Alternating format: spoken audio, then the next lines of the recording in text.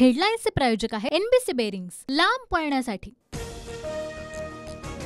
महायुतीत नाशिक आणि धाराशिवची जागा अजित पवार गट लढवणार। उद्या सकाळी अजित पवार गटाकडून पत्रकार परिषदेत उमेदवारांची घोषणा होणार, सूत्रांची माहिती। धाराशिव लोकसभेबाबत बैठकांचं सत्र सुरू। देवेंद्र फडणवीसांची भेट घेतल्यानंतर राणा जगजितसिंगांनी घेतली अजित पवारांची भेट। धाराशिवसाठी भाजपकडून राणा जगजितसिंग इच्छुक। साताऱ्यातनं पृथ्वीराज चव्हाण यांचं नाव निश्चित होण्याची शक्यता। पृथ्वीराज चव्हाण आणि जयंत पाटलांमध्ये बंद दाराआड 1 तास चर्चा। बैठकीत सातारा आणि सांगलीच्या जागेवरनं कराडमध्ये खलबतं।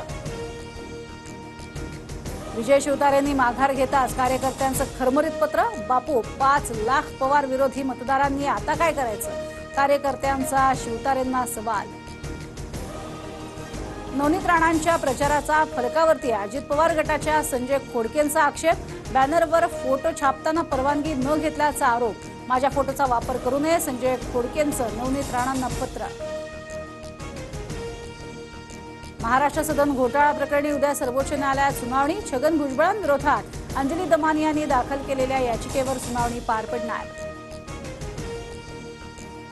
डूबने वाले को तिनके का सहारा, मनसे महायुतीत येण्याच्या चर्चेवरून ठाकरेंची खोचक टीका।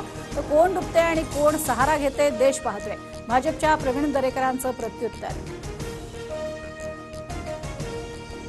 वंचित काँग्रेसला कोल्हापूर आणि नागपूरमध्ये पाठिंबा देणार, पण आमच्या 8 जागा काँग्रेस आणि राष्ट्रवादीमुळे पडल्या, प्रकाश आंबेडकरांचं वक्तव्य।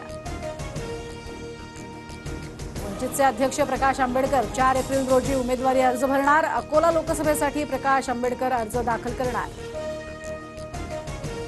अबकी बार भाजप तडीपार, निवडणूक रोख्यांचं बिंग फुटल्यानं केजरीवालांना अटक। उद्धव ठाकरेंचा हल्लाबोल, तर केजरीवाल सोरेन यांना अटक। हा लोकशाहीवर हल्ला, शरद पवार यांची टीका।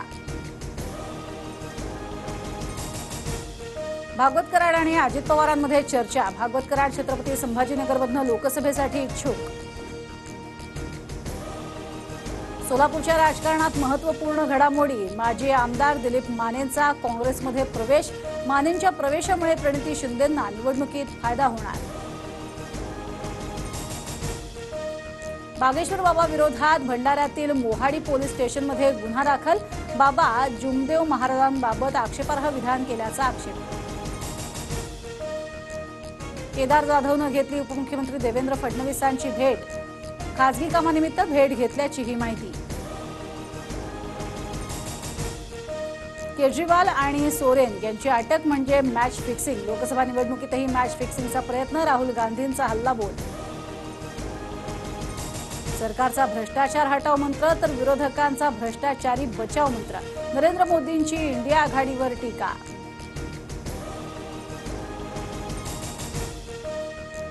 गुजरातनं हैदराबादला 7 विकेट्सनं नमवलंय। 163 धावांचा पाठलाग करताना गुजरातनं 7 विकेट्स राखत हैदराबादचा पराभव केला। 3 विकेट्स घेणारा मोहित शर्मा ठरला मॅन ऑफ द मॅच। हेडलाईन्सचे प्रायोजक आहे एनबीसी बेरिंग्स, लांब पळण्यासाठी।